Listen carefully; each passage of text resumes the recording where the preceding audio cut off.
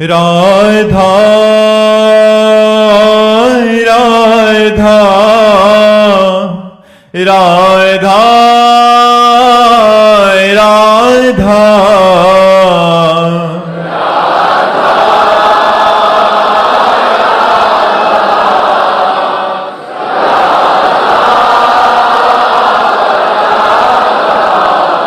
हाय राधा राधा राधा राधा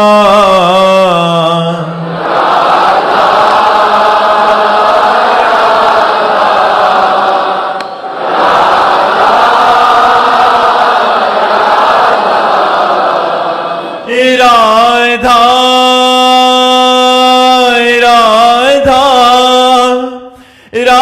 राधा राधा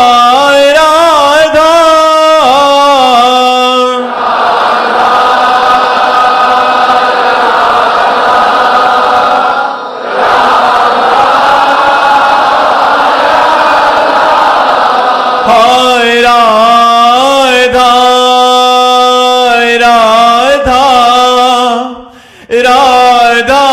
राधा राधा राधा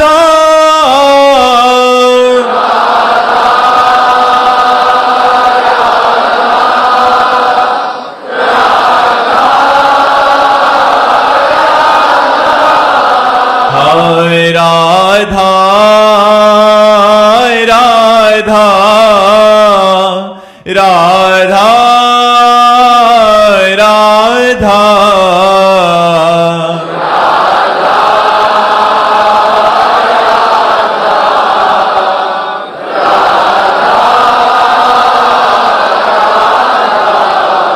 हाय राधा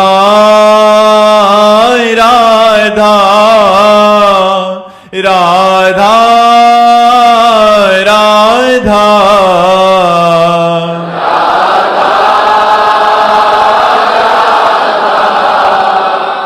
राधा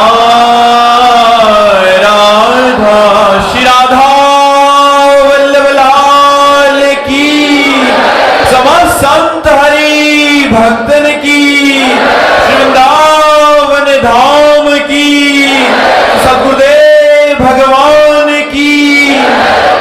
शक्ति जी माता जी हरिद्वार से माता जी संत महात्मा जी का महाराज जी आंतरिक साधना की रुकावट सी बनी हुई है महाराज जी, इसे कैसे दूर करें? या तो वैष्णव अपराध हो गया कोई, और या फिर खान पान में गड़बड़ी है, दो चीजों में देख लो।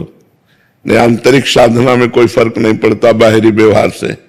या तो किसी संत के प्रति अपराध बन गया है, चाहे वो मानसिक हो, चाहे वो वाचिक हो, चाहे शारीरिक हो, तो आपका भजन रुक जाएगा।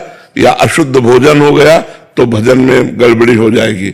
अन्यथा भजन आंतरिक चलता रहता है, क्रियाएं भले सांसारिक हो, उनमें कोई परिवर्तन नहीं होता। आप हमारी बात समझ रहे हैं? आप किसी वैष्णव के प्रति, अगर संत के प्रति लघुभाव हो जाएगा तो हमारे भजन में रुकावट आ जाएगी। इसलिए हम मन से पूरे विश्व के जाने अनजाने में किसी संत से हमारा अपराध बनाओ तो हमें क्षमा मांगनी चाहिए कि हे संत भगवान, जो हमारे जाने अनजाने में गलती बन जाए उसे क्षमा करो, तो भजन फिर चलने लगेगा और भोजन पवित्र होना चाहिए।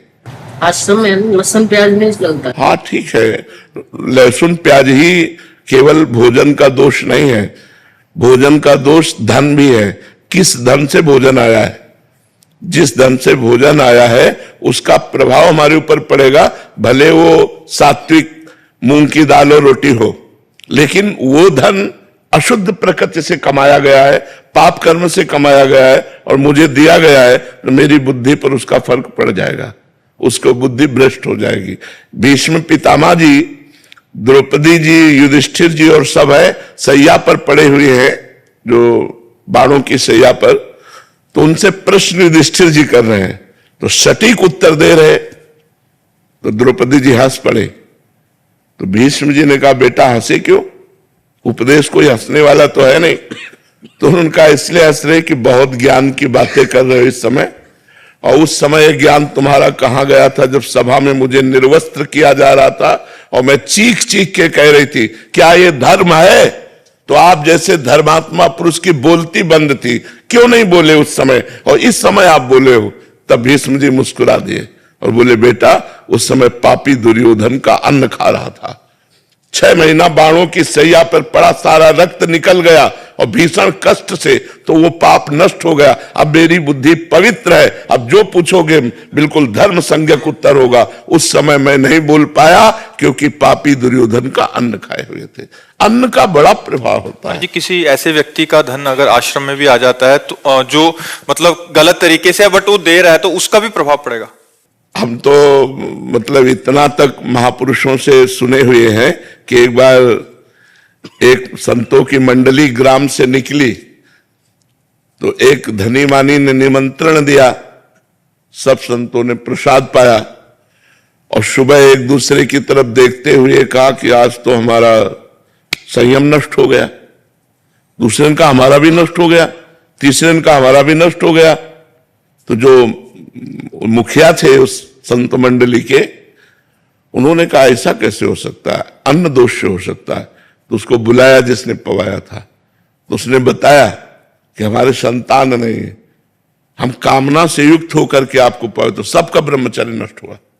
मतलब भोजन का इतना बड़ा प्रभाव है कि धन भी पवित्र है, लेकिन आपकी कामना बनाते समय किस भाव में है, वो उसका प्रभाव होता है। तो हम लोगों को ये देखना है कि थोड़ा हमारा जो लेने का ढंग है, अब जैसे अपने यहां है तो बिल्कुल भगवान के आश्रित है। अगर आप 100 रुपया निकाल के रखते हैं तो हम यही समझते हैं मेरे भगवान ने इसे प्रेरित किया है, क्योंकि मुझे पता है यहां वही दे सकता है जिसको श्री जी प्रेरित करेंगी। तो ये उनके मेहनत की कमाई है। वो 100 रुपया की दाल आएगी ना, और जब रोटी पाएंगे तो भजन होगा। लेकिन 1 करोड़ का जब व्यवस्था होगी तो भजन नहीं होगा, वापस में राग द्वेष ईर्ष्या काम क्रोध ये विकार होंगे। तो भोजन का प्रभाव हमारे ऊपर बहुत, वैसे भी कहावत है जैसा खाओ अन्न वैसा बने मन। तो अन्न कहां से खरीदा गया, किस पैसे से लाया गया, किस भावना से बनाया गया, उसका भी प्रभाव पड़ता है। इसलिए हम कहते हैं कि ज्यादा बाजार की चीजें भजन करने वालों को बनी बनाई नहीं पाना चाहिए, क्योंकि वो बनी बनाई तो अच्छी दिखाई दे रहे, लेकिन बनाते समय उसकी प्रक्रिया शुद्धि अशुद्धि, और वो लघुशंका करके बिना हाथ धोए बना रहा है, उसकी शुद्धि अशुद्धि, उसके भाव, वो सब प्रभाव भोजन में पड़ता है। वैसे ही हमारी प्रकृति स्वभाव बन जाता है जैसा भोजन होता है। तो हमें 2 जगह देखना चाहिए, यदि हमारा आंतरिक भजन रुके, किसी वैष्णव का अपराध या भोजन, भोजन शुद्ध और समस्त वैष्णव के प्रति नमन बुद्धि, तो खूब भजन डट के होगा।